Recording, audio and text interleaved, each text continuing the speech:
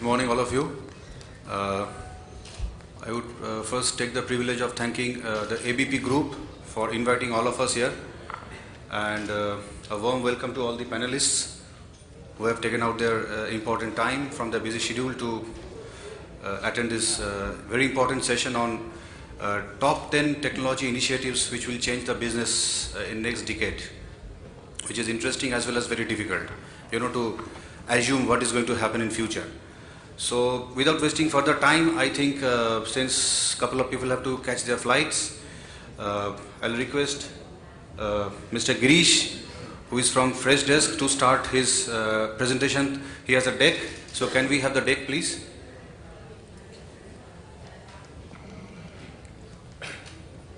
Good morning, everybody.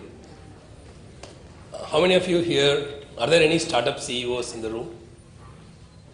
Okay, good. Anybody who's wanting to do something on their own? Okay. So my name is Girish Mathrubootham.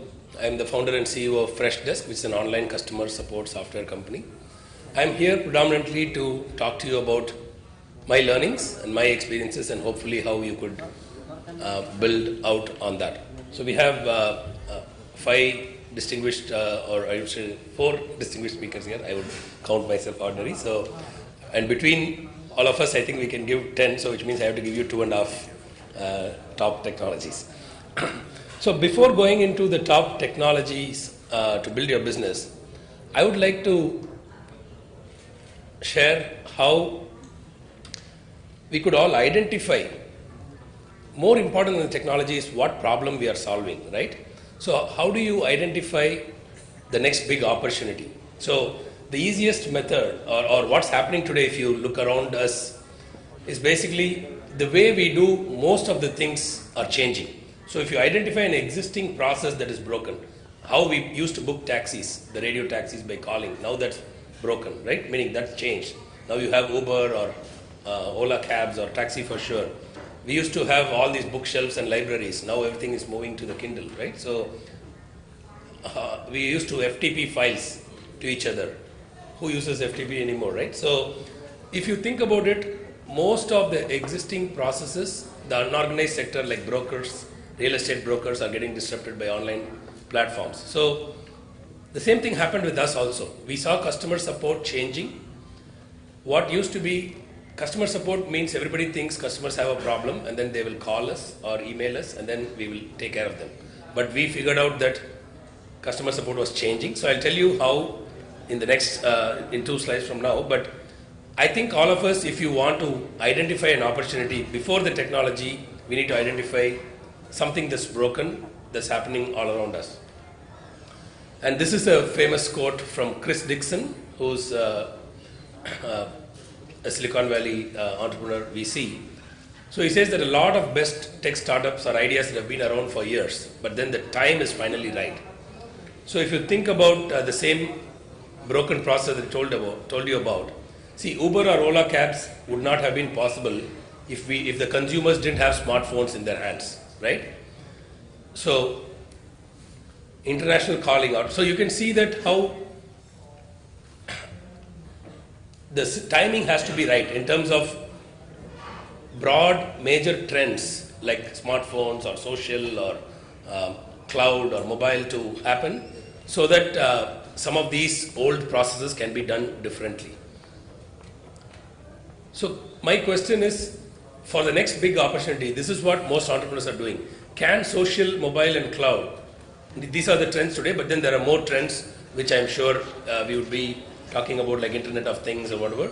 So can these create a differentiator where you can hopefully build a new technology business? Now, only 45% of the teens use Facebook. And I say only with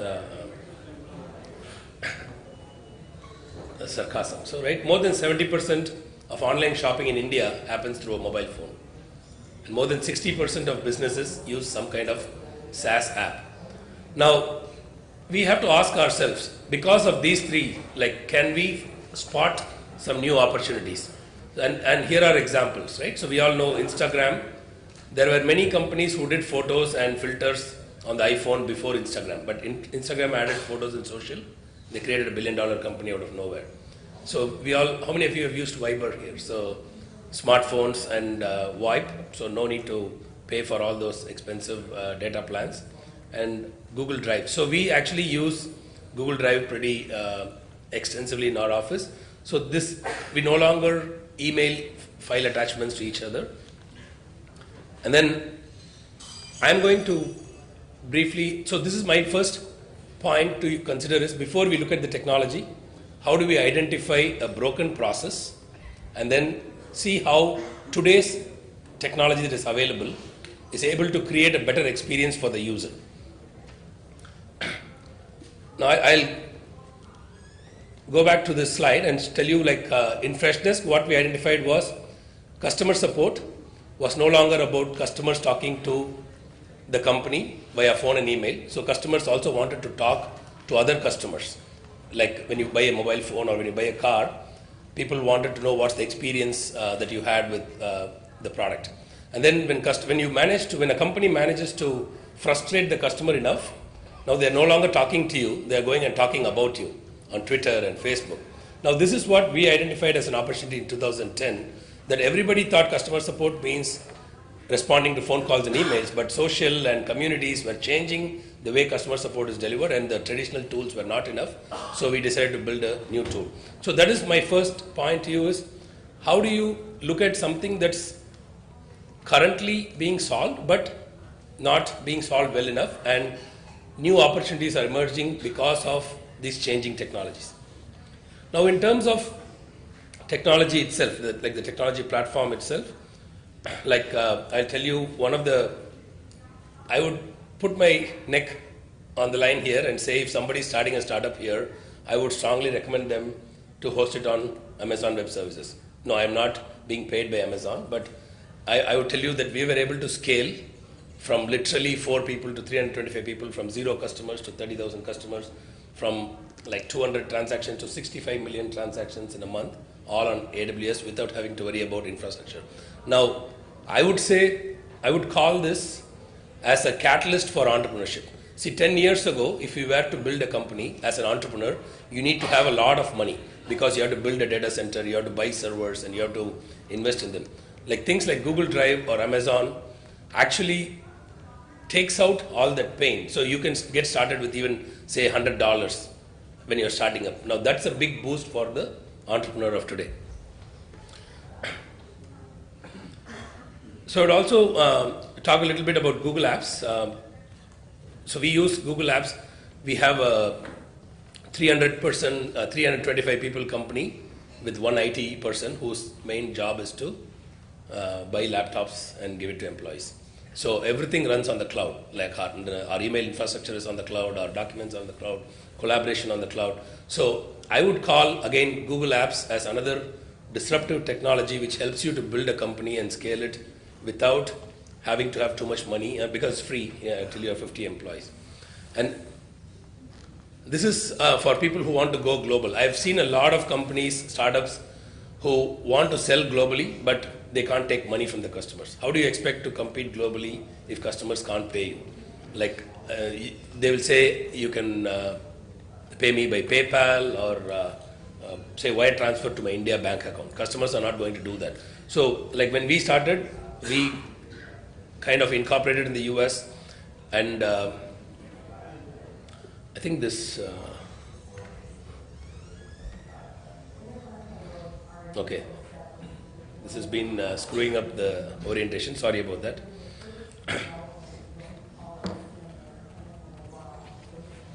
So we use ChargeBee and Braintree for our payment processing. ChargeBee is a recurring payment provider. So it cost us $1,278 to incorporate in the US, and now we process payment in 4 currencies, like dollar, euro, pounds, and I think South African rand or whatever. So we are able to sit here and take payment from international customers. We have customers in 145 countries. So my point here is, if you want to sell globally, you have to have technology that enables you to do that. Again, I told you about Google Apps. So we use Google Apps extensively. Our email runs on Google Apps. So everything on cloud from day one. I used to joke to my team members, when Chennai becomes very hot in summer, all of us can take our laptops, go to Ooty, and actually work from there. Because we don't have any servers, there's no need to be in the office. Even today, with 325 people, I think the same still holds true. If there is a resort big enough to hold all of us, we can go there and work. So we have global team and we work from anywhere. We do hangouts for video conferences. There's one-man IT team, as I told you. So, and mostly it's all free. Let's talk about customer acquisition, right? So there are two types of businesses predominantly. One where you're in a commodity market where everybody knows what you make and people are searching for it. In that case, like customer support software, Google AdWords is a very scalable customer acquisition channel. So it is our number one source of customer acquisition, and we have grown from 0 to 30,000 customers in 3 years using Google AdWords as one of the primary customer acquisition channels. Of course, there's a lot of learning involved in knowing how to do it correctly. Or let's say if you have something really unique, I would say as a startup, should use LinkedIn to target your target customers, reach out to them and offer them your product and seek feedback, right? So, and again, I'm using this not as a technology to build your product, but technology to acquire customers.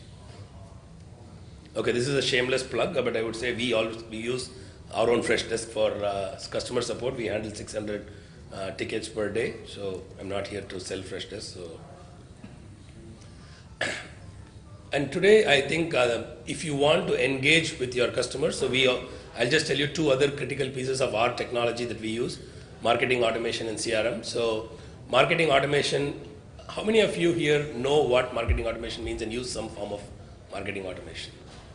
So basically, marketing automation is automated email campaigns, which are not spam mails, by the way, where you engage with people who have signed up with you, who basically have permission to talk to them. So, and you do all this automated workflows. We do 200,000 emails per month to kind of keep users engaged. Like, let's say you sign up for Freshdesk, you will get a mail giving you a best practices guide or a getting started guide. If you click on that guide, then the next step will be some other mail. If you don't click, maybe something else will come, and all this is intelligently automated and routed. So if you are not using it, I would strongly encourage you to learn about marketing automation. So it's not spamming, but it's about knowing more about your users and then feeding them information, engaging with them using email. So there's one person in our team who manages marketing automation, and then we also use Salesforce CRM to track all conversations with all our customers. So today we have 30,000 plus business customers using Freshdesk. Some of the names are 3M, Hugo Boss, Atlantic, which is a US-based media group, Jabong in India, or Ola Cabs Taxi for sure. All of them are our customers. So we have got $44 million in funding from Accel Partners, Tiger Global, and Google. So in fact, we are the first and only international investment from Google outside of the USA. We are also a leader in the G2 Crowd help desk space.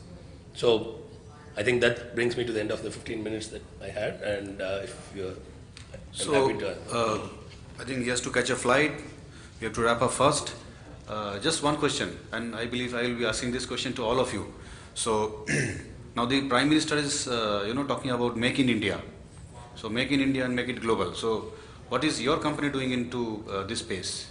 Yeah. So before Freshdesk, I would like to tell you that I was with Zoho for 10 years. In fact, we were one of the earlier companies which completely built product in India, meaning even product management, marketing, everybody sits in India, and support, sales, everything happened from Chennai.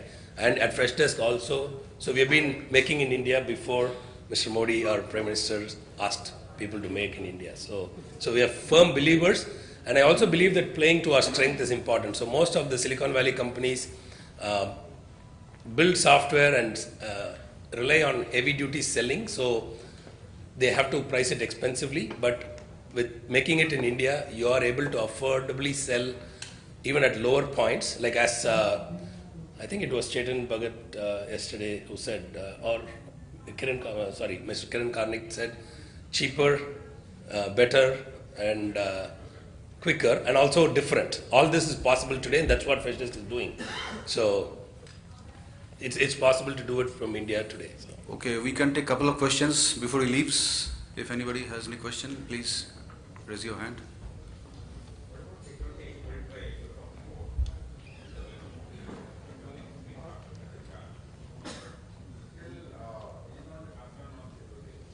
So, okay, first thing is the charge. Google Drive is probably the cheapest form of storage you could buy. So, in terms of cost, I don't think it's a big factor. And then, see, Google, I think, has far more security standards. This is my belief, personal, and of course, it could be yours, could be different.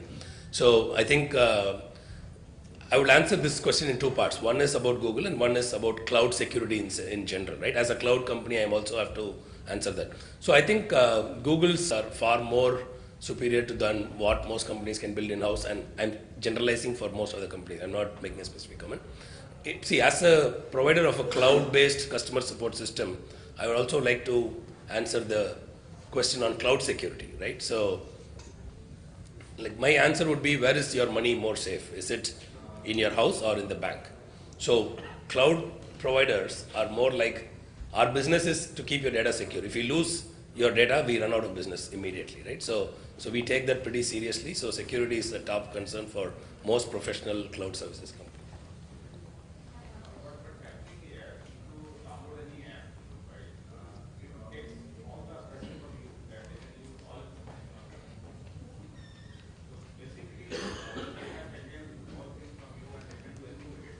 Right.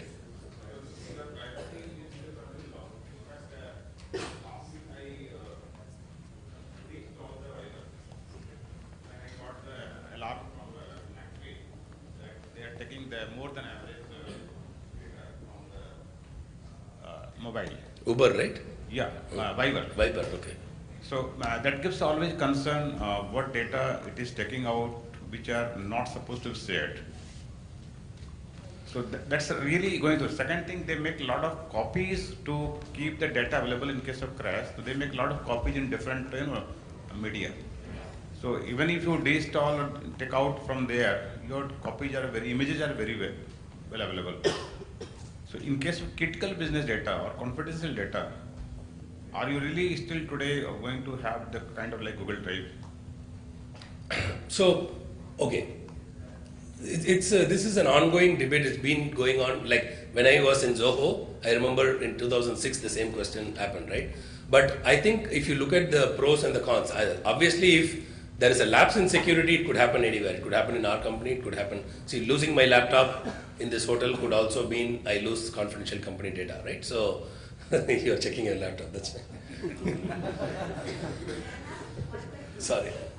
So basically, I think it's a question of, I don't know if I can answer this from Viber. So there are always going to be unscrupulous players or even mistakes where people take more than necessary data, and there could be the user who's not knowledgeable enough to look at what data is being taken and then decide on what apps to install or not.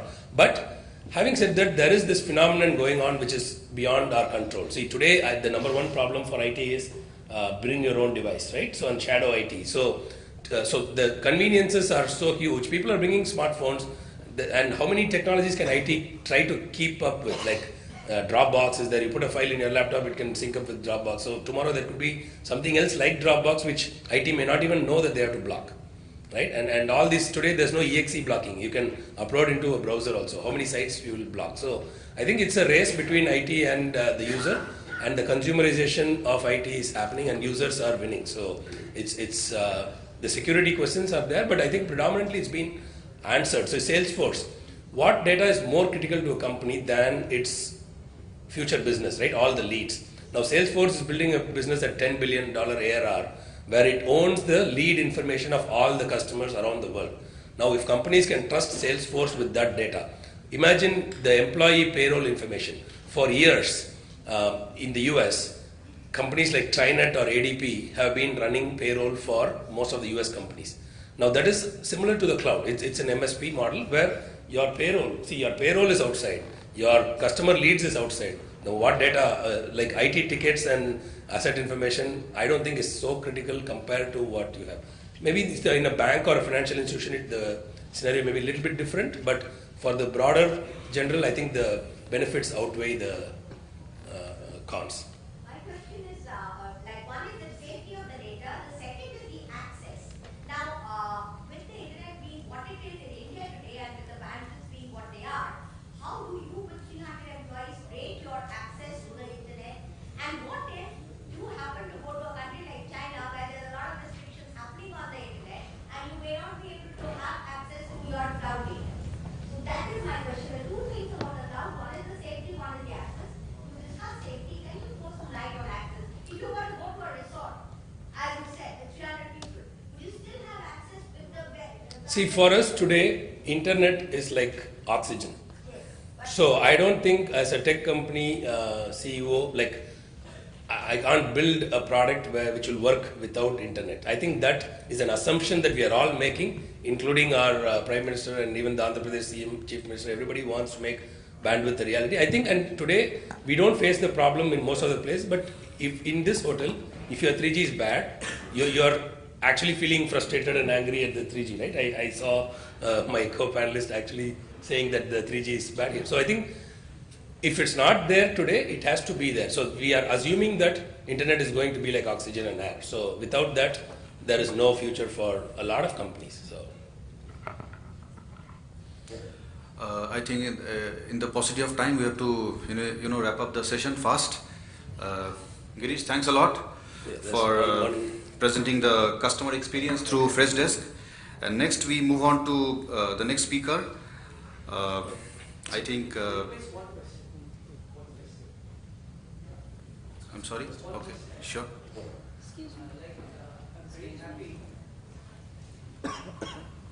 You were saying like for a start, if somebody is starting up with a very small amount of capital, like he said, $100 or $200, if you have a very good, strong Indian product and you want to sell it globally and you have a conviction and you have a strong will to do that. So he was saying it is sometimes very tough. How do you get the money in your account globally? And how do you make it comfortable for the customers who are sitting maybe in Afghanistan or US or Germany paying you? And how do you build that trust on that person? I'm paying the right person and I'm going to get that product delivered in my address. So if you can just put some light on this, because this is the most critical part, especially in India when you have so many laws. yeah, so this is not an easy 1 minute answer, and so I'm happy to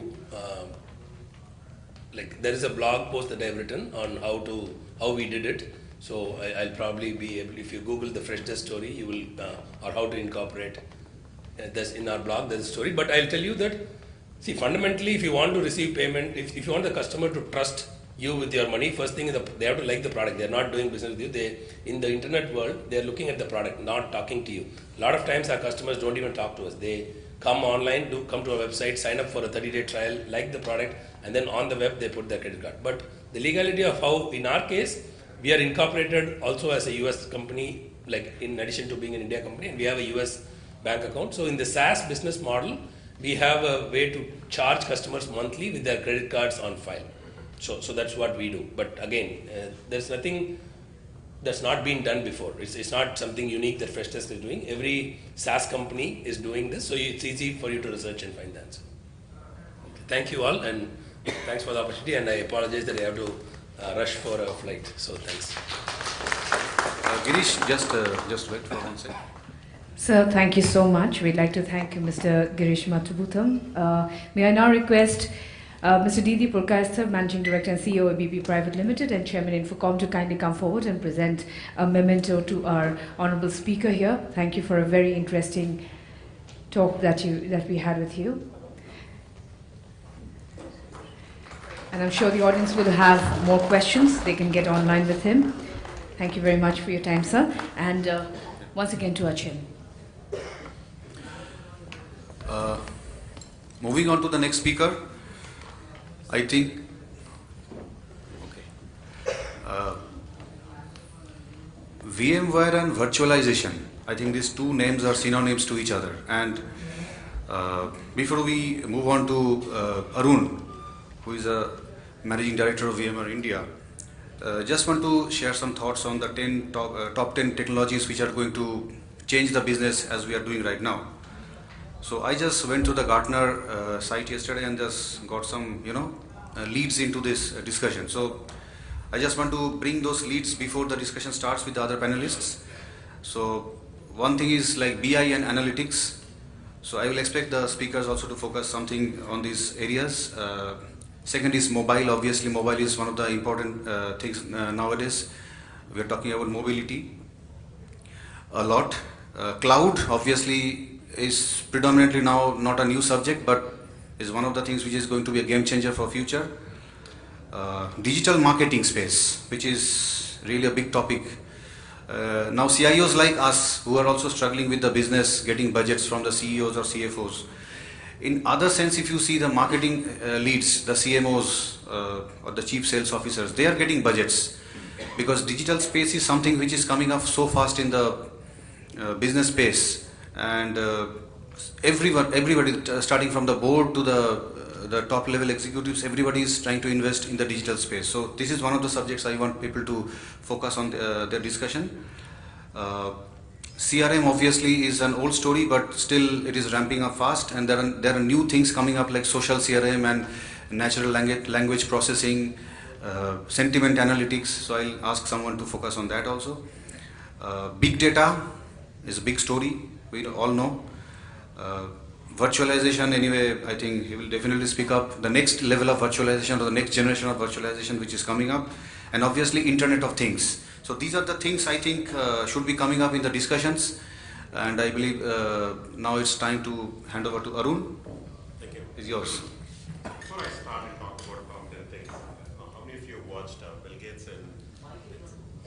Okay, so I don't know how many of you have watched Bill Gates and Steve Jobs at All Things Digital. This happened about a year before Steve passed away, and one of the interesting things, questions that Steve was asked was, what do you think are the technologies of the future? And Steve, with the usual absolutely flaccid face, said, I have no idea. So all I'm going to start with is, if Steve Jobs can't predict the future, certainly I'm not going to even attempt to try and get there. But let me just back the conversation up a little bit to give us a little bit of context of why we are here. So when I think about the last 20 years I've been in the industry, you have to start with some of the enabling, parameters that have put us where we are today, right? If you think about the three big ones, which is computing, software, and bandwidth. If you look at where we are today, even compared to 5 years back, you're not talking about an order of magnitude. You're not talking about, incremental leaps in technology and innovation. You're talking about, absolutely gigantic, massive move forward. These three technologies, come together with certain inflection points that have created almost completely new generations of industries. If you think about social media didn't exist about 7-8 years back in the way it existed today. But why is social media so popular? Social media is popular primarily because computing became cheap. When you think about data centers that Facebook runs, data centers that somebody like eBay runs, today they run in excess of hundreds of thousands of servers, right? In a highly virtualized environment that is able to deliver over very, very high pipes of bandwidth, data and applications to customers. Now, you could not think of something like this 10 years back. The concept of running, 1 million servers in your data center wouldn't exist. I think everybody knows Google has their own captive power, because for them to buy power to power their data centers would be way more expensive than for them to build their own captive power generation systems. So I think at a high level, when you think about these three, I don't know that any one of us can sit here and try and predict where these three will head, right? If I look at computing, the power of a mainframe today is there on this device, right? If you look at the 70s and how much you could do on a mainframe today, you can do more on that on your mobile device, right? When I think about software, when I think about the archaic way in which software was written, it's a little painful that in India we still use some of those pieces of software, and every day I go meet customers and I'm literally putting my head in my lap wondering why we're living in the dinosaur world. But the way software is written 10 years back and the way it's written today is completely different, right? It's a generation of change that the world has seen. And you know, I think Flipkart is a classical example. They went on the press and media saying that 10 days before the Diwali sale, they basically tore up their entire website and rewrote the entire application.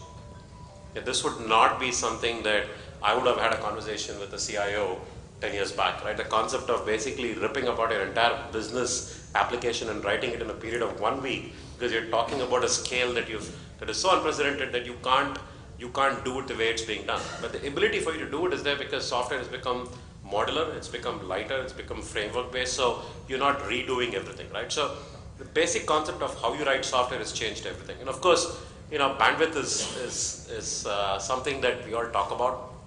Recently spoke to one of the media agencies and I said the point is not, you know, how much bandwidth you can get. You can get 10 Mbps. You know, I have a fiber connection at home. They promised me 30 Mbps. I at best get 5 Mbps. And the reality is in business, it's not about whether you get 5, 10 or 15. Do you get 99.999? When you think about landlines, and you know, the most frustrating part about living in India is getting on a cell phone and trying to get through a call without dropping 5 times. Right? I thought Delhi was bad. In the last 24 hours in Calcutta, I just realized that probably there's a new standard in terms of call drops in the city, right? But think about it. Every time you pick up your landline, you get a dial tone. Have you ever had a drop connection on a landline? When you think about 5 nines, right? That really is what business needs. So somewhere when you think about the next, you know, generation of technologies and what will drive the top 10, these three has to come together. Now let me switch a little bit to the business side. You know, recently at VMware, we've been talking about the concept of liquid business. And I know it's kind of a funky word, but let me kind of give you a context to what liquid business is. Liquid business, and I'll give you a view of the then versus now, right? In a traditional business, you knew who your competition is. So for example, if you're FedEx, you knew UPS as competition, you knew DHL as competition. In liquid business, you have no idea who your competitor is, right? Think about the taxi and transportation business. Uber came out of nowhere and has completely dislodged transportation systems in about 45 different countries overnight, right? In a matter of 12 months, you have taxi companies going bankrupt. Nobody would have thought that something like this could have happened. The second aspect is the structure, right? Mr. Collins' famous book, which is Built to Last. I don't know that in our generation, Built to Last will survive. Built to change is what business probably needs to adapt to, right? When you think about innovation, you know, even I would say till 10 years back when I was in the US, the concept of innovation was long cycles. You know, take ERP projects, and I heard everybody talk about SAP. I'm still here to meet one customer who's had a SAP project that's gone on time and on budget. I'm not sure if you'll agree with me, right? But the concept was you ran a 4-year project, you overran the project on time, on budget, on every other thing. And that was the way innovation was done. Flipkart is a classical example where innovation is iterative. If you can't do it in a week or 10 days, business doesn't have the ability to wait for you. That's where shadow IT comes in, right? And the last part, the last two pieces, which is assets. The concept of how you built a business was you built assets, whether it's real estate, technology, blah, blah, blah. Today you have companies with billion-dollar valuations with zero assets, right? Somebody writes a mobile app and they have a $20 billion valuation in Uber. Ola Cabs is not $1 billion. Do they have a single fleet in their, a single car in their fleet? The answer is no. But they got a $1 billion valuation. The concept of owning assets versus sharing assets and using shared assets is something that's completely new, right? And the last part, which is the most interesting tussle I think that's going on, is where does technology sit? Does technology sit with IT? Does technology sit with business?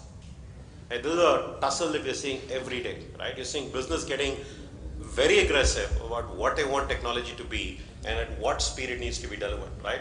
Your traditional, I'll talk about, you know, when we talk about virtualization, you know, there's a new, it's new in India, it's been going on for a few years in the global markets, the concept of virtualizing a network layer. Because when virtualization first came to the market, you could spin up a VM in 2 minutes. But you try and get your network guy to give you a port, he'll say 2 days or 2 weeks, depending on how bureaucratic that setup is, right? So business is not going to wait 2 weeks for you to wait for the network guy to set up, you know, a port for you. That should happen instantaneously. So the whole paradigm from a business perspective is also shifting, right? So now you think about the technology evolution, you think about the business piece, and now you try and layer these two on top of each other. Now that brings all kinds of possibilities in the picture, right? And I'll just touch on 3 things. At VMware, we firmly believe that the future is about the software-defined enterprise. What do we mean by software-defined enterprise? The basic assumption is everything gets done on the software layer. And I think you're seeing from 10 years back to where you are today, functions that you did on what I call hardware. A simple thing as a calculator. Does anybody use a calculator in the office? I don't. I need a calculator, I whip out my smartphone, I've got the calculator on my smartphone, right? Does anybody use a compass? I don't think so. Pretty much everything, sorry? Like I said, it doesn't matter, right? You pick anything, everything is moving to software, right? So when you think about it from an IT perspective and a CIO standpoint, the concept of driving everything at the software layer, abstracting yourself completely from hardware is the future. Now, in India, you have step -1, which we have to deal with, which is, I think India and Korea are two markets which are sitting with the most, I would say, archaic and legacy infrastructure possible, right? I call that word Unix. And I'm sure if I ask you how many of you run Unix infrastructure in your data centers, I'm sure a lot of hands go up, right? Trust me, you walk into New York City and say, how many of you running Unix? There'll probably be 2 guys who'll raise their hand. Even that, they will be like a little queasy about it, right? The problem with India as I see it today is that there's a lot of legacy infrastructure that's still out there. So as a business, it's nice and cool to talk about the next 10 technologies, but if you've not modernized what your infrastructure needs to look like, you're going to be in a lot of pain. I mean, ABP is a classical example of an organization that is fairly forward-looking in the way it's looked at this infrastructure, right? And there are a lot of good examples in India as well, but if I look at the larger, broader market, we have a significant challenge in the country in the way infrastructure is looked at. And infrastructure is a blueprint. You get that piece right, everything else plugs in.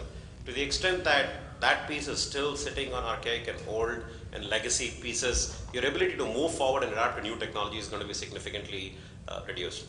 Now, linked very closely to software-defined enterprise as a blueprint then are two very interesting pieces that I think are going to change the way businesses use technology. One is Internet of Things, right? And I think the previous session was focused on this particular topic.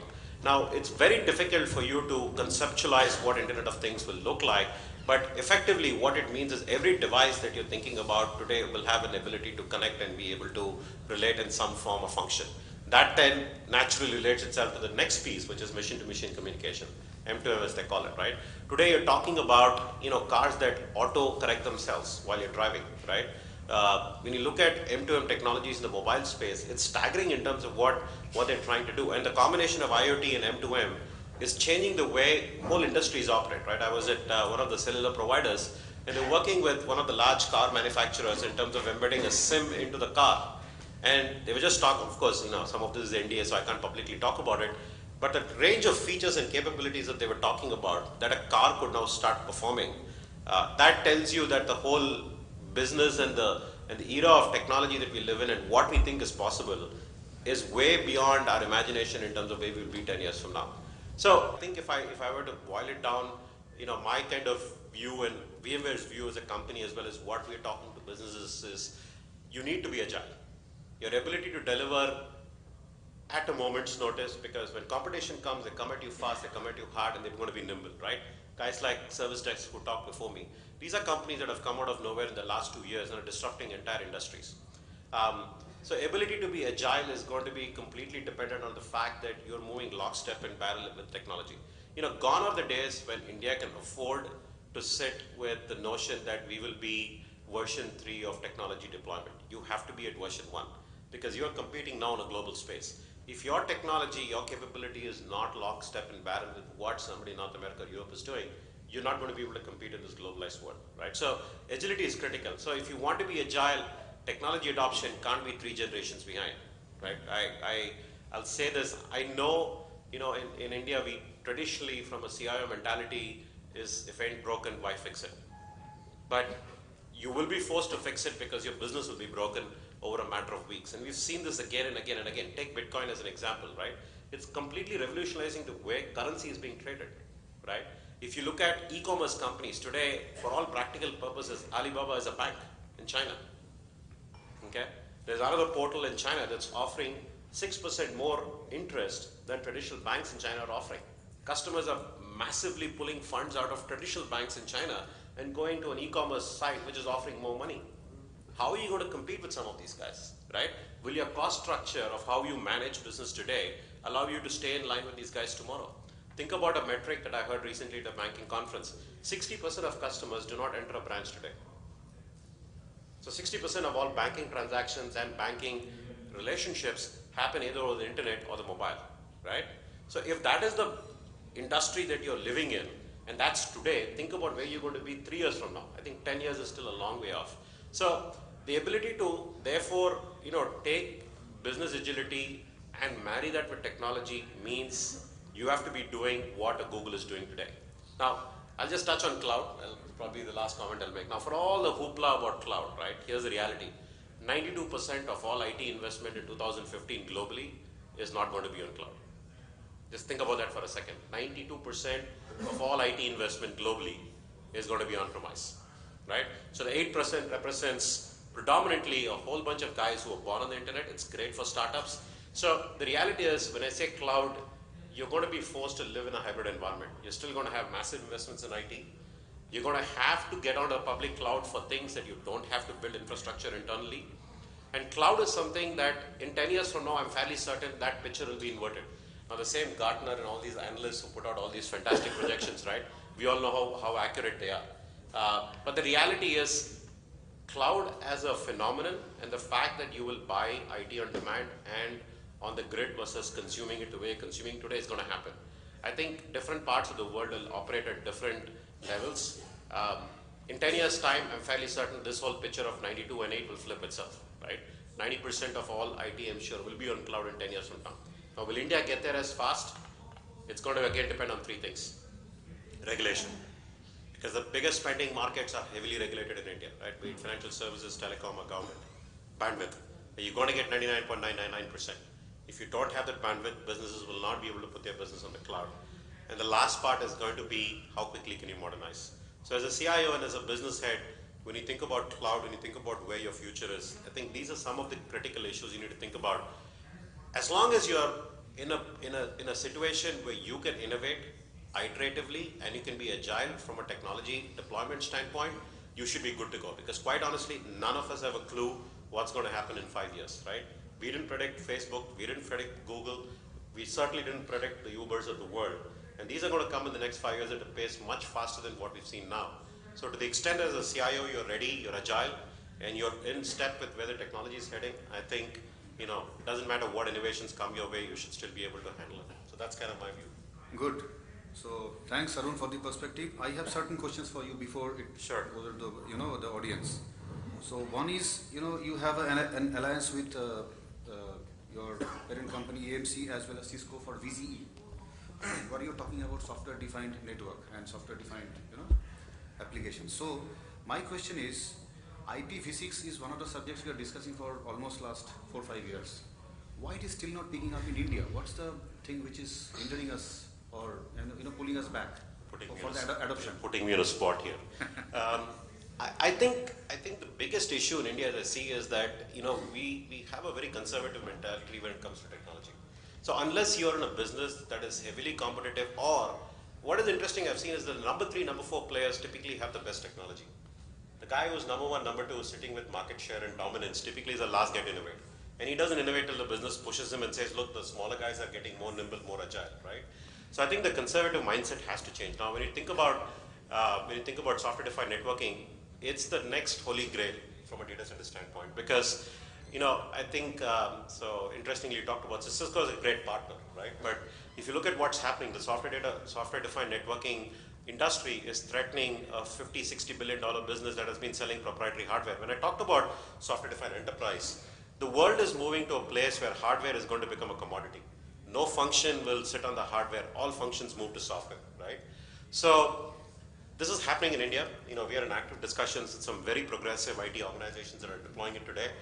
I think, India typically has this concept of, the few lighthouse guys. So if you take banking, everybody wants to see what ICICI and HDFC do before they do anything. If I take manufacturing, I talked about this. Partha from ITC was at our event, and he said software-defined networking is the future. I looked at everybody in manufacturing. I said, guys, this is the holy grail. If ITC says SDN is the future, then you guys should line up behind them, because, again, there's belt with this, right, in the industry. So I think there's this always leader-follower concept in India, which I think as businesses get more competitive, you'll see that paradigm change. But yeah, I mean, if you look at the SDE, the software-defined enterprise model and the future, if you're not there, and if you're still sitting on, like I said, all the proprietary technologies that India is known for, you're going to have a huge challenge when the smaller guys who are much more nimble will be able to bring things up in a matter of, hours and weeks. Your ability to compete will be hugely compromised. Now, made in India, I know that's a question. So we recently announced a $500 million investment. VMware has announced that we'll spend $500 million in India.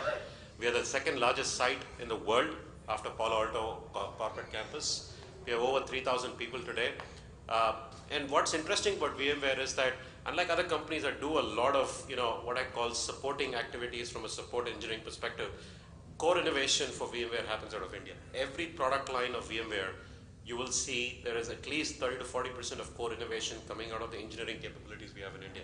And it's hugely important for our Indian customers because we literally put these guys in front of customers. So when somebody comes and talks to us about cloud, if there's a bank in the US that's building the largest private cloud of 100,000 VMs and software-defined networking, the same dude who's helping support that is the guy who's probably supporting one of the banks in India. It's huge for us because we're able to take that knowledge and cross-leverage that between the largest global customers and the biggest customers and the smallest. For us, every customer is important, right? So we use that knowledge base to make sure that customers can use that. Okay. So one of my last questions before I move on to the audience is, you touched upon the point regulation. Now in the last Companies Law 2013, which has mandated like MNCs like us, who have to put their financial data in India. I think you are aware of that. So when we're talking about cloud and Google Drive or SkyDrive or something like that, so how is it possible, one side we are talking about innovation, disruption and new technologies to come up, cloud and other stories, and one side we are talking about keeping your data in your country, similar like China or some other countries. So how things are shaping up, and how do you so security, so again going back to the security question that somebody raised, right? I think how many of you have read the Sony hack that happened recently? The Sony hack happened from internal. Okay, it wasn't something that was in the cloud. Security, whether it's on the cloud or whether you're on-premise, is an issue. And to the extent that you don't address it from a technology standpoint, to the extent that you don't address it from a process and a governance standpoint, it doesn't matter, right? So our view is quite simple. We believe that security has three legs. We deliver two out of those three legs. Governance is something that each company has to come up, based on their own environment, the regulatory environment. Like for example, governance in financial services will look very different from governance in telecom. But what we can help with is the technology piece and the process piece, right? And I think technology is shifting quite rapidly to address this challenge. I'll give this example. Recently we were working with a bank on some really exciting automation that we did in our virtualized infrastructure. If I may then make this statement, right? And again, for all the CIOs in the room, this is one place where India, I think, is lagging the Western world. Our solution to every problem is throw 100 bodies at it.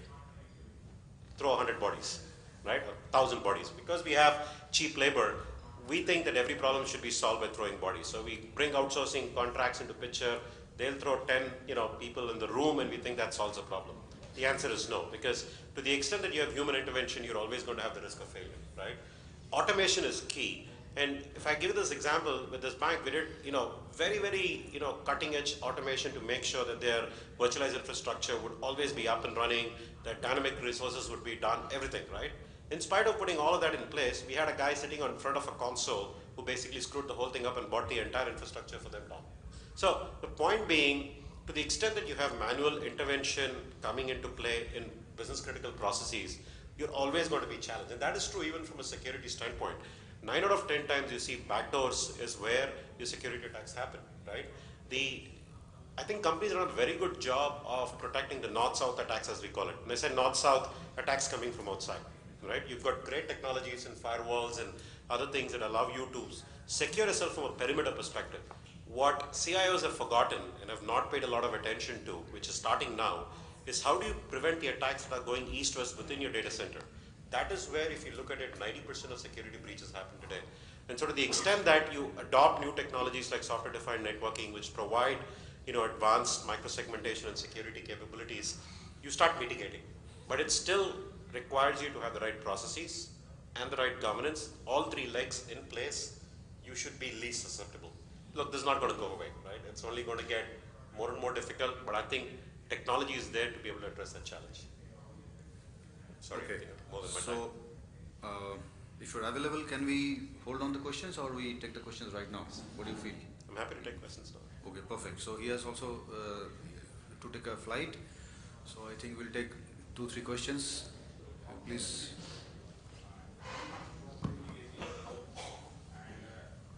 Operating system, maybe you may be preferring Windows something, but still I have seen in the college students getting out of Windows and getting into the Unix environment, which are open source available.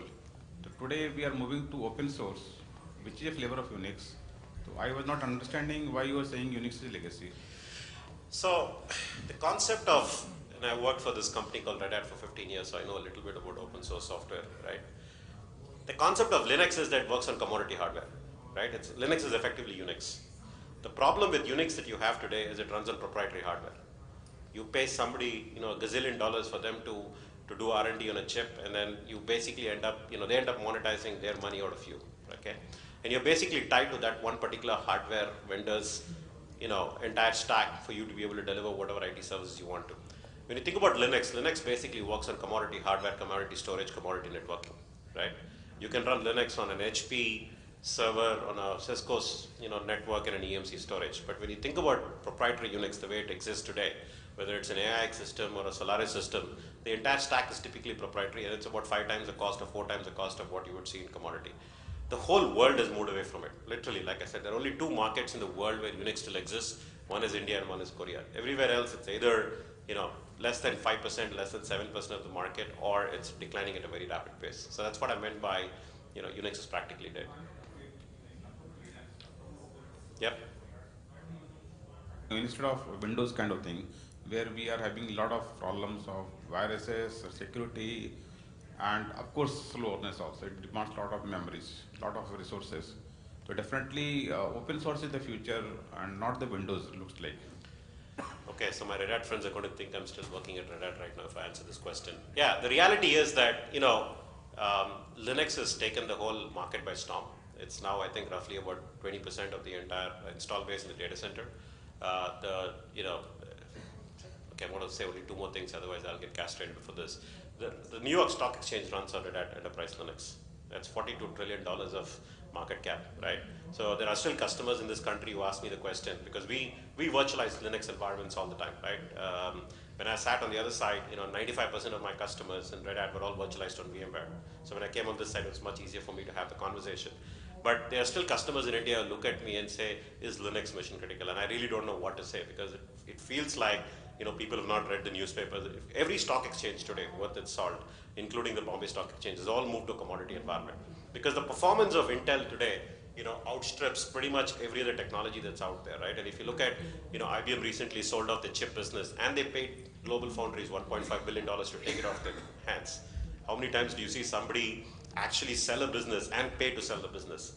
That should tell you where that concept of proprietary technology is heading, right? So I think that's the future. I agree with you. And we basically believe that whether it's Windows or whether it's Linux, from a VMware perspective, we'll provide you an agnostic environment to be able to virtualize and run that in your cloud. And that's exactly the business that we're in. We should address the internal security. Though we are talking about the cloud security, but we have double the threat in internal security than the cloud security.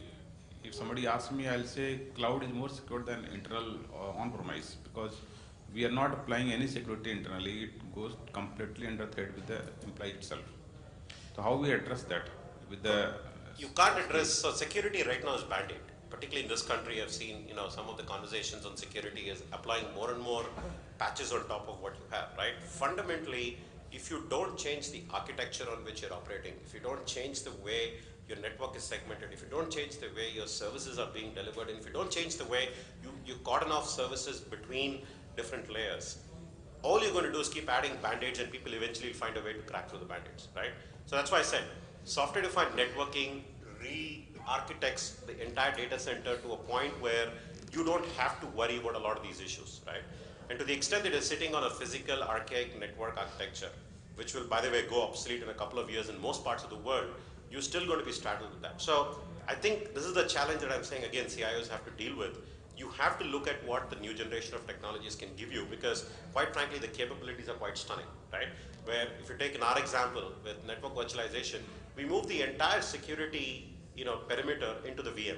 Everything from firewalling, switching, routing, everything sits on the VM versus sitting somewhere on the perimeter. So the ability for somebody to compromise east-west, inside a virtualized infrastructure is virtually zero. Now, to the extent that you have a physical, again, archaic network that can't deal with this and has to deal with security at a perimeter level, you're still going to have to deal with that challenge. So I think the answer is, like I said, moving ahead with technologies and moving ahead, more importantly, to redefine what your architecture looks like. If you look at 95% of the challenges that you have today, it's because you've been putting band-aids on your architecture, on your infrastructure, and trying to force fit your applications and new generations of services on top of that. Right? Reality is some of that has to go. Can you rip and replace? No, but you can start doing it incrementally. Okay, so I think we should move on to the next speaker. And thanks, Arun, for the perspectives. And one thing I just want to ask my next speakers about, I think next, I'll ask Vijay Shankar from Symphony Summit Software to present his deck. And before he starts, I think his company is more into the IT service management and IT operations management. So kindly focus on the areas of the disruption and innovation in your area, since it's again a cloud-based solution, and also the top 10 technologies which I mentioned in the beginning, how your organization is looking into this space and how you're changing the customer experience overall. And another request, whenever you are speaking, please identify yourself, so it is easier for us to, get you back. Thanks.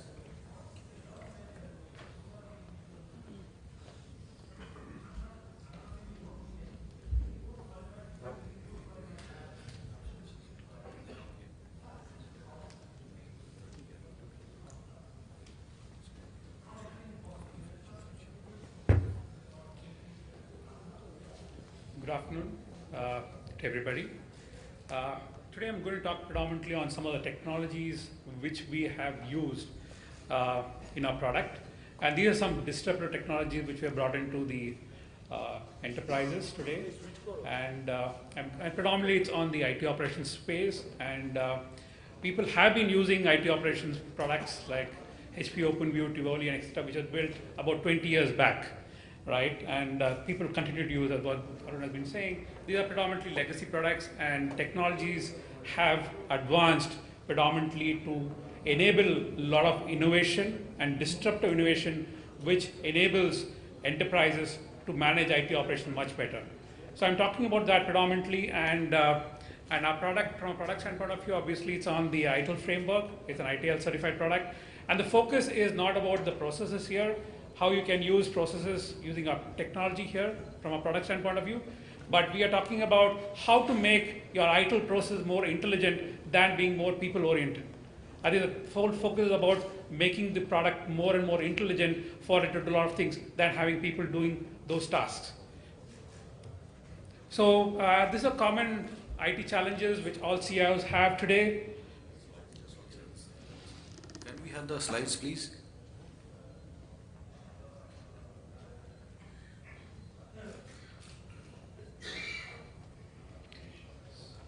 So predominantly, it's all about the intelligent ITSM platform, which I'm talking about. The entire product is predominantly on the intelligence, predominantly on the operational intelligence. And I'll talk about it more as to how we are disrupting some of the technology which people have been using today. And some of the common challenges today, all the CIOs have today, and this is a global phenomenon, predominantly declining budgets. 80% of the budgets are predominantly used for operations. Right, and another trend which has also started is on the software audits.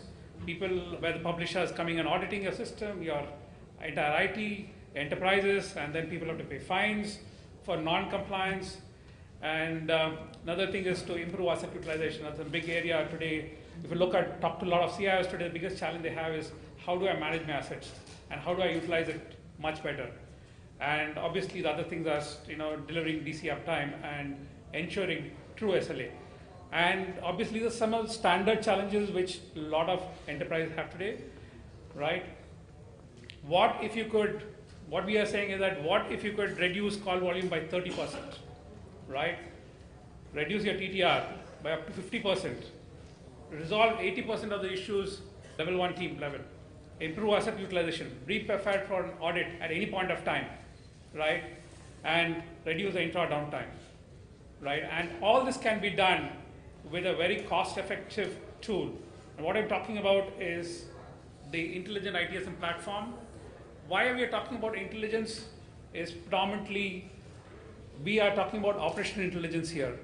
What we are saying is that the system will automatically do a lot of things automatically for resolving incidents as well as informing the engineers what are the top 5 solutions which the system can provide for him to resolve the particular problem which has occurred, right? What are the corresponding knowledge articles which he can use?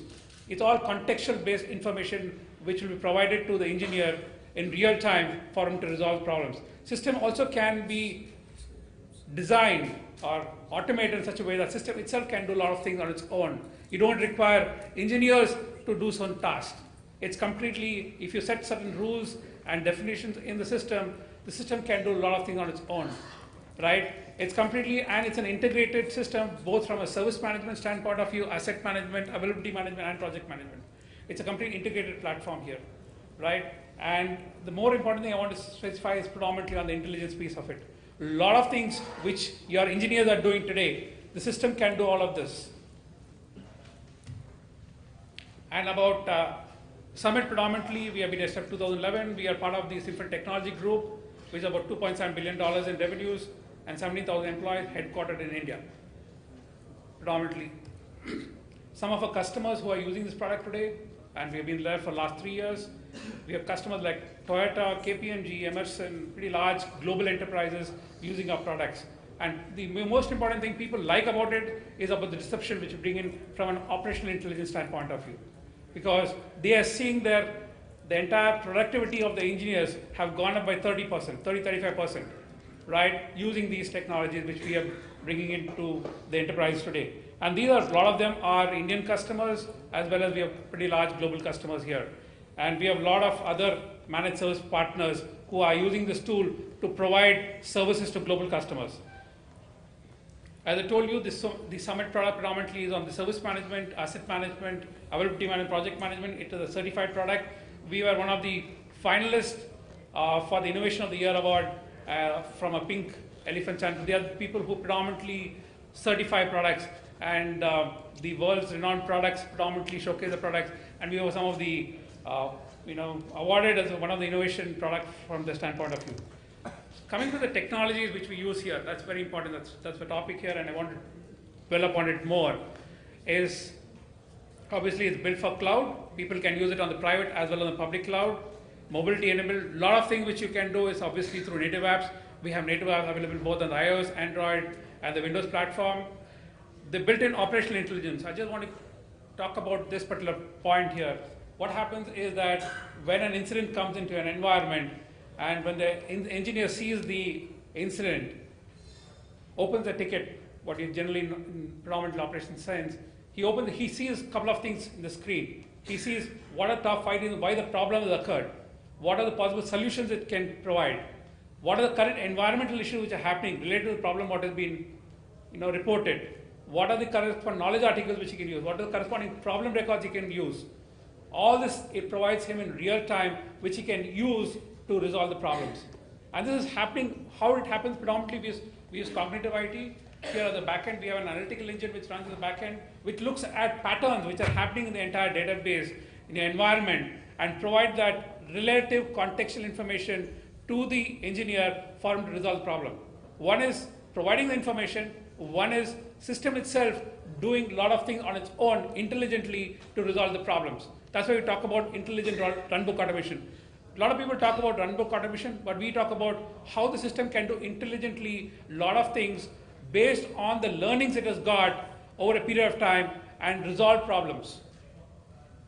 So those are things which we are bringing into the table so that people can use this more efficiently, right? So these are some things which, and then we bring in the concept of gamification here. Again, gamification, a lot of, companies use gamification from a video game standpoint of view. What we have brought in here from an IT operations standpoint of view is that the engineers who work on the environment of IT operations, there's no fun. Predominantly, it's a thankless job for support engineers. What we are saying is that to have more fun in the environment, we brought in the concept of gamification, where we are saying is that whenever an engineer does any task, he can get points.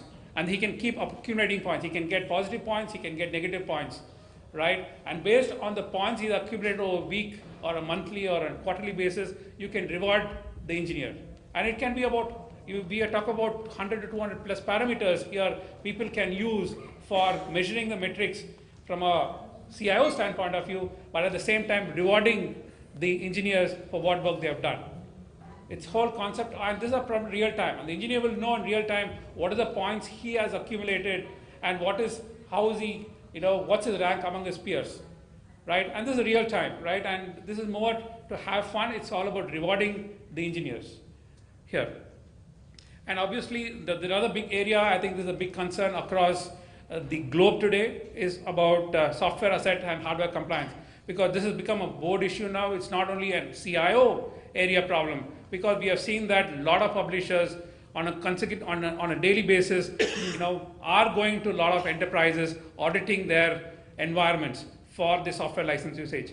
And this has become a serious problem, and CIOs are not aware of some of the software which gets installed. As it tells, a lot of people are mobile and stuff like that, and people can go and install software, and the company is liable for that usage of software if they're not licensed. So we have brought in some technologies which would not enable end users to install any software unless it is whitelisted from a central administrative standpoint of view. Even if he's at his home downloading software install, he will not be able to install unless the central software administrator makes it as a whitelist. Even if he's got admin rights, even the person who's got admin, he will not be able to install any software. Same thing we talk about endpoint compliance standpoint of view. We monitor about 200 plus parameters at the endpoint and provide the CIOs and chief information security officers what the compliance levels are. And these are all happening in real time. And the way it's done, it's pretty fast, very, very fast. In a couple of minutes, you'll know as to how your compliance levels are and who are people using, not using softwares. Because a lot of time what happens is that you have got a lot of expensive software which are installed in some machine, people don't use it also.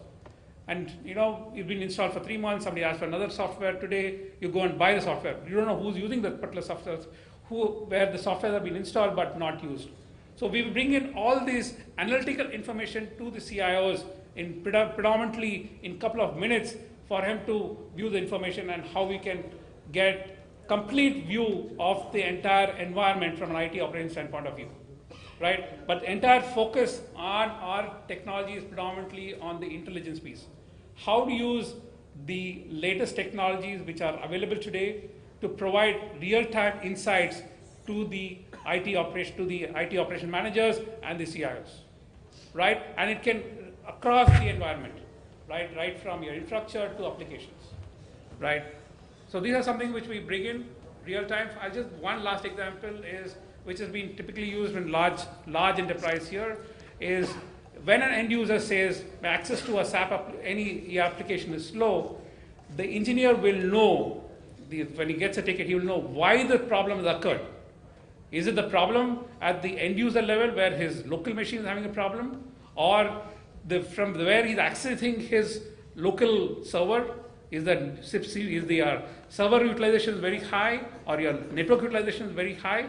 It correlates all the information, multiple parameters it looks at, and provides him a contextual information to him in real time.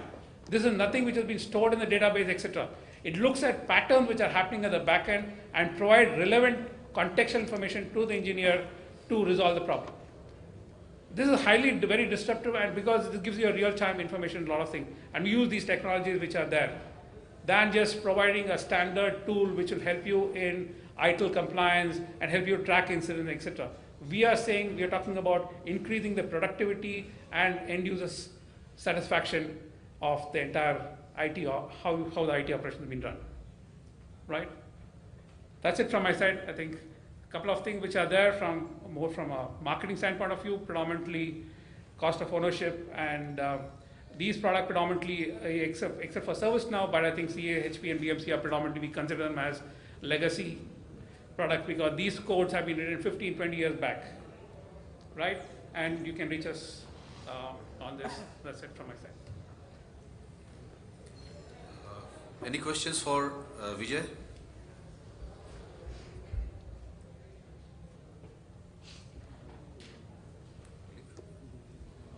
I'm sorry, Arun has to leave, so he has his flight.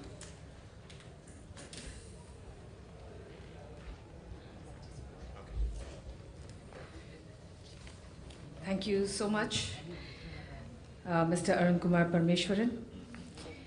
We have with us Mr. K.K. Mahapatra, Organizing Secretary of Infocom and Associate Vice President, IT Infrastructure Business, ABP Private Limited. May I request you, sir, to kindly come forward and present a memento to Mr. Arun Kumar Parmeshwaran. Thank you so much for such an interesting speech that you had to give us. Thank you so much.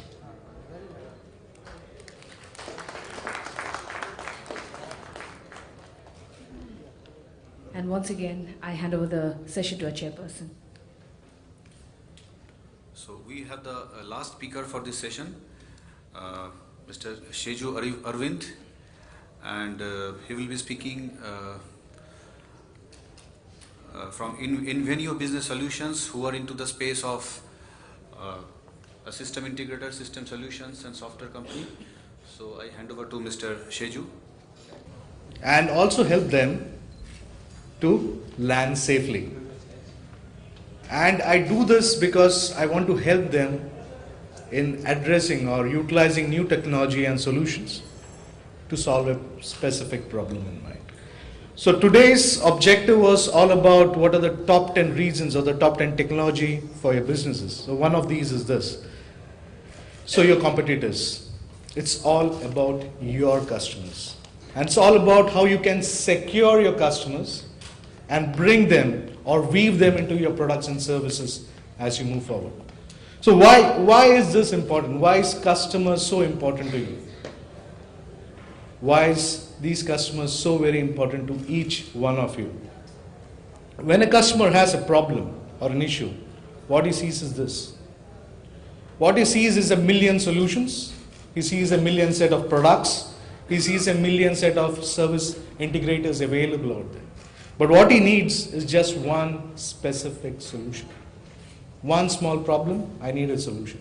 For example, I'm usually hungry at one specific period of time, and I need one product, and I don't want to add any fat to it, to my body. That's it.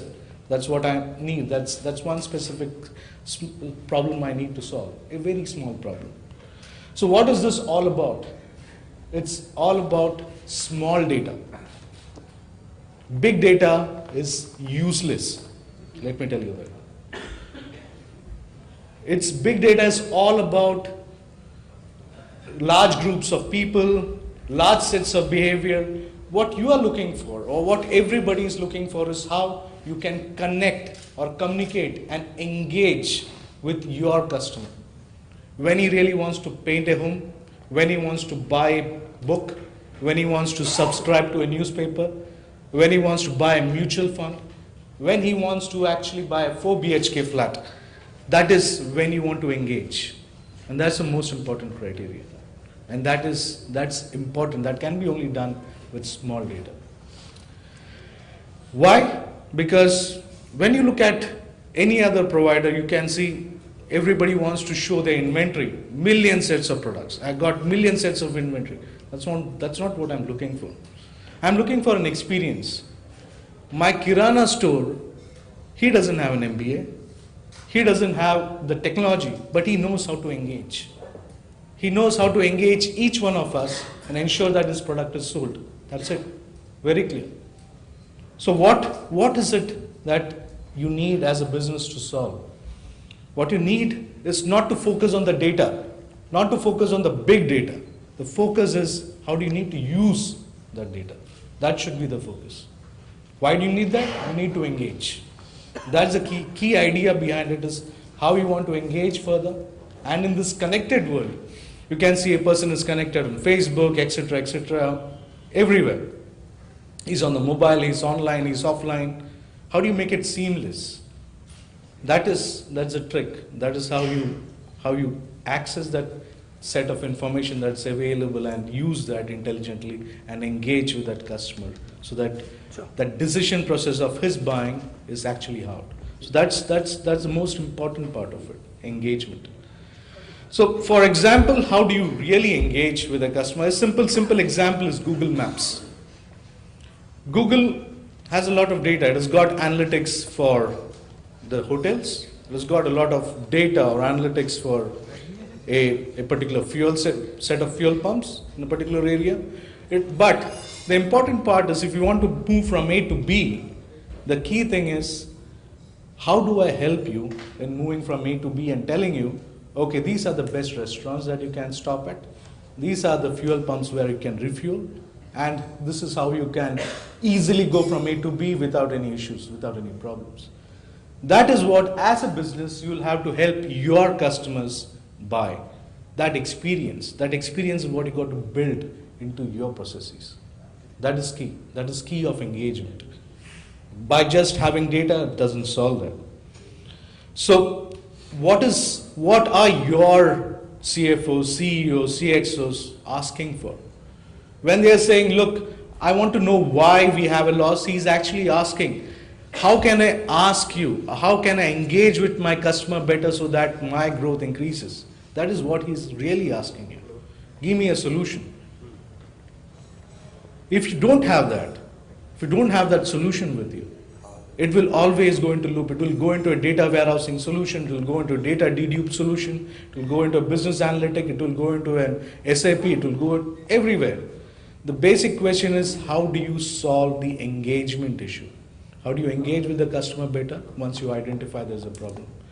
And to do that, what if, that is not very clear here, but to do that, if I could, this slide actually talks about two axes. One is on the X and one is on the Y.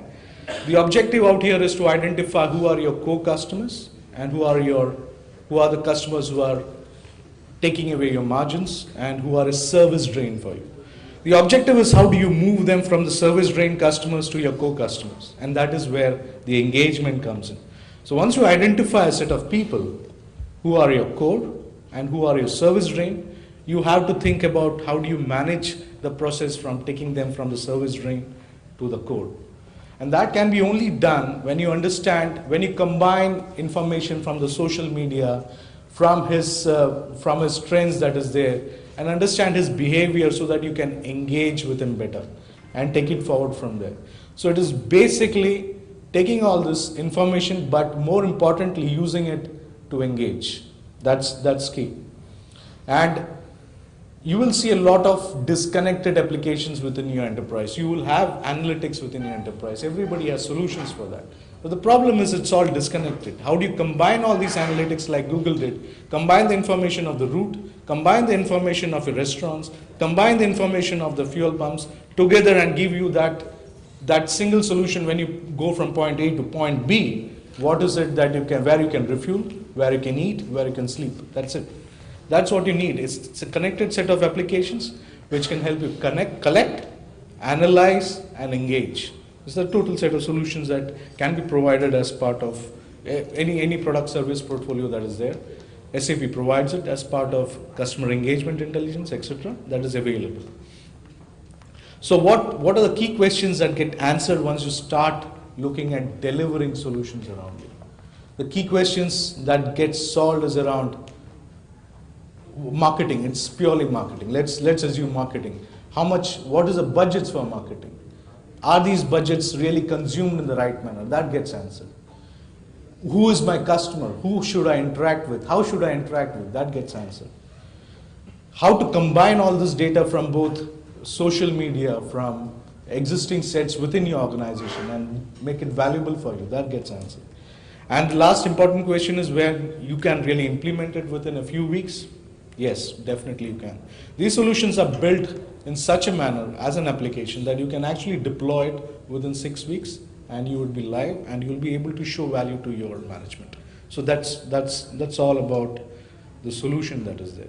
So these are basically apps which can be actually deployed on a solution on the existing infrastructure that you have, and immediately you'll find value. So that's all from my end. It's all about engagement. How do you engage? What is the most important parts of a customer life cycle? That's what I had to share with you. Yes. Okay. This one? Yeah.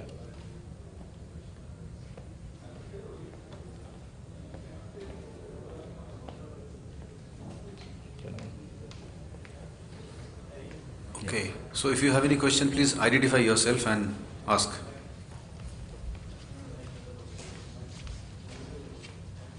The mic is here.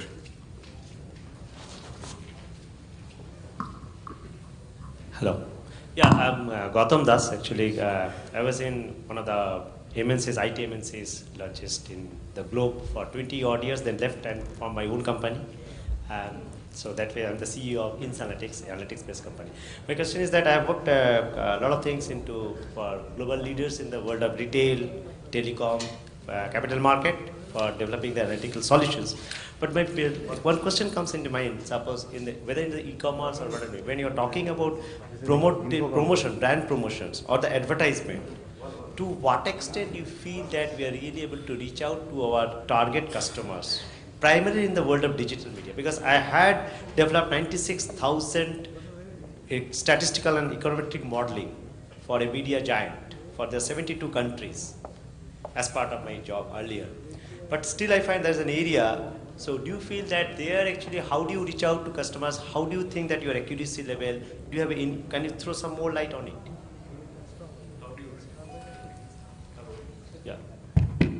Yeah, the question is how do you reach out to your audience that exists? Yeah, target audience, because I did it for 96,000 models I have developed. So I know that in the world of digital media, TV, FM and all, for various, suppose I'm just giving an example, suppose Zillet would like to sell their blades. True. Okay.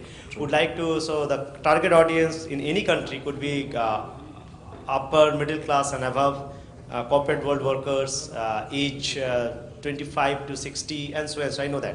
Yes. Now, what I predicted actually that for coming 24 months, how many of them is going to hit Google? How many of them is going to get Yahoo Finance or ESPN or so and so, so and so? Mm-hmm. So that if I correctly note, and I know that if accuracy level is pretty good, the R-square is pretty good, and if I know that my conversion rate. So naturally, I will be able to predict my capex and opex. So your question, okay. The question is that how do you reach out? Yeah, let me with answer. your experience. I mean. So your question is around how do I engage? Means how do I? Yeah. So yeah, you're right. Means it's not all about analytics and prediction like you rightly pointed out. You need to also engage with the customers better, and how do you do it is the question. So there is various mediums that's available currently. Means if you look at each person, even me, myself, my friends, everybody, in fact, most of the people in the room have devices through which they are engaging. Now, it could be a social medium, it could be a social network like Facebook, LinkedIn, etc. It could be a social content network. For example, I missed a particular serial, so I'm engaging on social content networks like YouTube to actually get that content back and work on it. Now, the interesting fact is Rediff has a way of engaging with those set of audiences who are utilizing YouTube content. They call it as View Bytes, and this is the very innovative product that Rediff has come up with. So what they have actually done is they for a particular person who wants to, like Gillette is a global company, but for example your Kirana wala out here, he wants to place an ad. Imagine Kirana wala wants to place an ad, but he doesn't have the reach. So what does he do? And he wants to only look at that specific locality of people who wants to who he wants to visit his Kirana store. So he can actually use View Bytes as a medium to place an ad into YouTube videos or video on demand for that particular location and do it. It's available, it is there, and it is being done by an Indian. So I'm going to that extent. I'm not even stating global, I'm stating location, locality specific. Now these are, and this has been credited by the marketing group. You know, so they have given awards out to Ajit Balakrishnan about this. So these are small, tiny changes which are coming into the organization, and people are making lots of money out of it just by utilizing this medium. Engagement, just the engage piece. I think we'll take a last question because we are running late now. Yeah. Thank you. My name is Navid Iqbal. I'm from BRAC IT Services, Bangladesh. Yes. Actually, I had a question to the chairperson. Since the topic is top 10 technologies to build your business upon, I am a startup company and there are a lot of us here. So we would like to have a summary of all the presentations here and have a top 10 technologies that we should concentrate on. Okay. So as I started with, I think we'll wrap up with the same thing. BI, analytics, CRM, cloud, social, mobility, Internet of Things, big data. I'll say predominantly ERP, although we are talking about it's going to be legacy, but still we have to do the ERP piece also. Digital marketing is going to be a big thing which is going to come up. Although many companies, it's part of the CMO budget, but I mean, we can talk about it, a fair amount of, a fair degree of this thing. Digital marketing is one of the major space. And I think virtualization, obviously, because that's one of the things which gives us the ROIs and TCOs properly. So I think these are there is no order, like which will be top priority, which will be less priority or something, but most of the CIOs are spending money or their time and budget into these applications or this space. And I really now thank the sponsors and the ABP for this initiative. Thanks to all the speakers, and panelists. Some people have left, and I think it's over to you now. Thank you, sir. I take this opportunity to thank our speakers and our chairperson, and I request Mr. K.K. Mahapatra, Organizing Secretary of Infocom and Associate Vice President of IT Infrastructure Business, ABB Private Limited, to present mementos to our speakers here and our chairperson. Two of our speakers have already left. We'd like to thank them too. We have with us our chairperson, Mr. Parna Ghosh. Thank you for a very interesting session.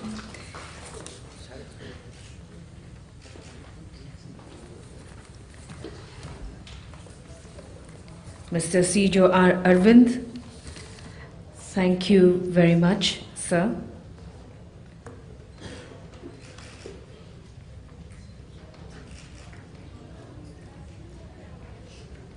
And Mr. Vijay Shankar, thank you very much for this very, very interesting session.